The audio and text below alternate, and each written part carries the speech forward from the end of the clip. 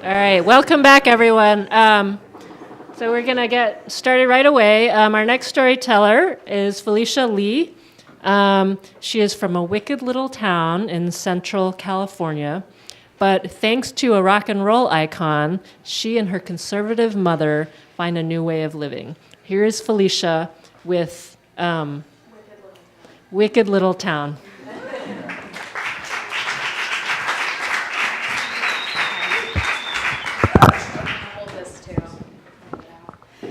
So it's Central California night, apparently. Woo! Yes.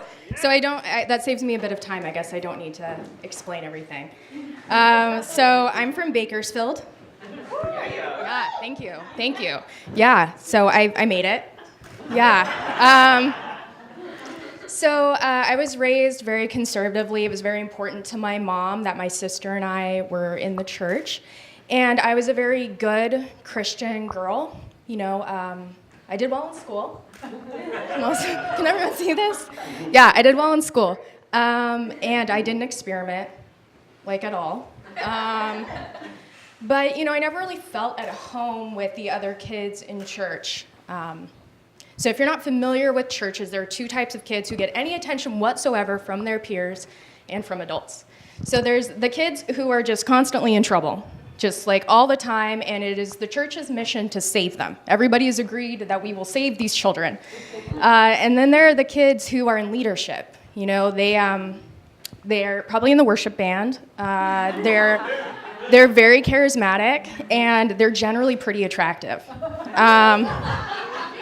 Yeah, I was neither of these kids. So, yeah, it's okay.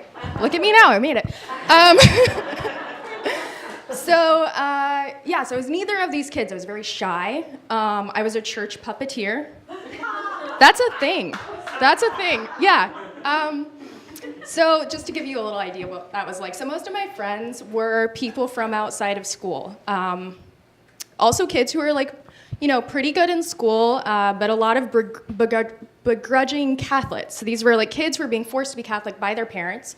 And a lot of them were also like stoners and musicians. I was neither of those at the time. I am one of those now.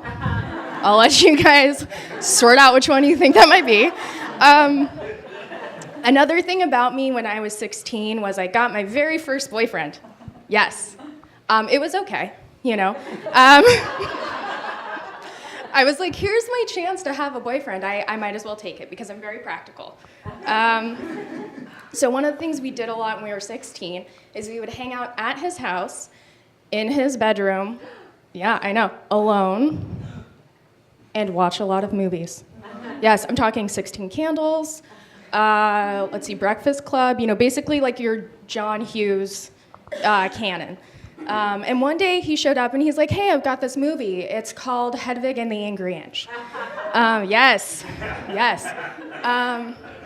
And it blew my mind. It completely captivated me. So if you're not familiar with it, when you leave here, stop by Blockbusters on your way home and pick it up. Right? Or whatever the kids are using these days to get their movies. I don't know. But get it. And thanks so much for laughing. This is great. So get it. And if you're not familiar with it, okay, quick synopsis. Hedwig is a boy born in East Berlin. He's queer. He really wants to get out of there. He's seduced by a man. They decide they want to get married and leave, go to America. In order to do that, Hedwig has to get a sex change operation, gender reassignment surgery, and it goes wrong. So this character, who is then known as Hedwig, ends up with an angry inch, okay? And Hedwig, yeah, it's really tragic. And Hedwig ends up, you know, it goes from bad to worse. It's a story of really what it's about to be loved, to love, to be human, to be empowered when the world keeps on pushing you out to the margins. And this was challenging for me because, you know, from a Christian perspective, this movie was basically just like continuous sin. Just like start to finish sin. The last scene is him walking naked. Like all of it is sin. So, you know, but I loved it. I really did. It was amazing. And it was really opening my heart. So fast forward. So I'm growing up, I'm learning a lot of new things, I'm getting exposed to new things. I start going to a radical church, I start learning about Buddhism, I start, considering that my truth, like what I believe to be true, might not actually be true for all people. Who knew? And, day by day, year by year, I'm pulling on this piece of yarn.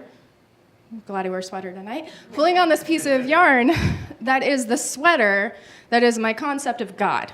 And one day I look down and at my feet is a pile of yarn. There's no more sweater. There's no more God. At least not the Judeo-Christian one.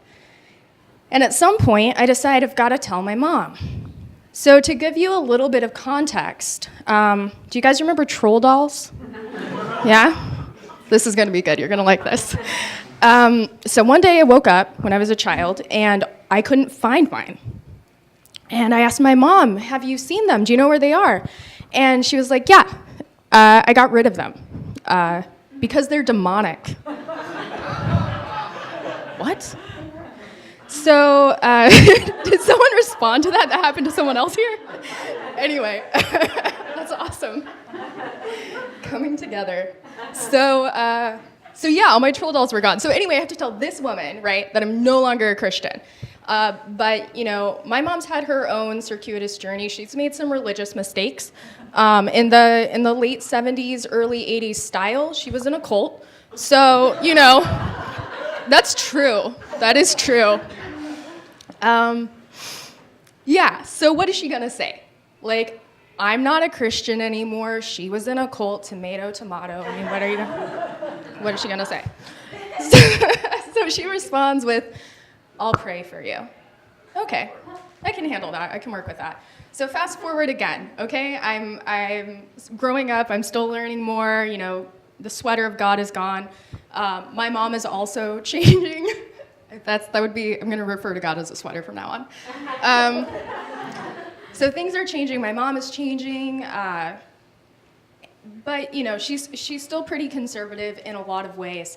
And I turned 30 recently. Yeah, I did. It's true.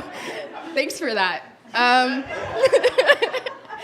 So I turned 30, and I knew that around the time of my birthday, Hedwig was going to be here in San Francisco, live on stage.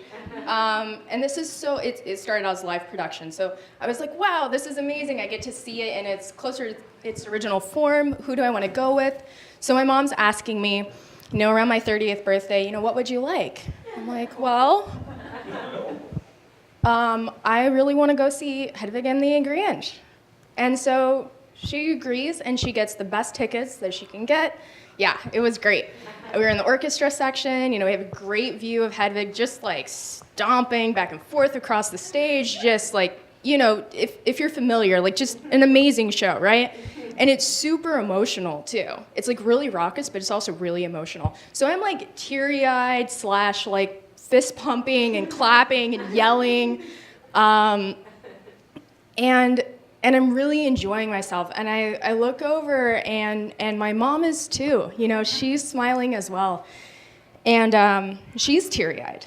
And she like whispers things in my ear that she's noticing about Hedwig that I hadn't noticed before. And I have seen this movie dozens of times. Dozens. It's part of the Getting to Know Felicia starter package. Like, you must watch this if you know me.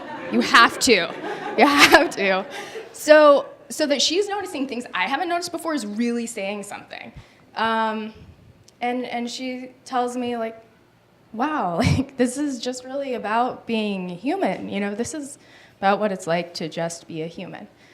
So, growing up in Bakersfield, Hedwig for me was like a porthole into an entirely different way of life that I just didn't feel like I had access to. I mean, it's not that there aren't queer people in Bakersfield. It's not that there aren't radical people in Bakersfield.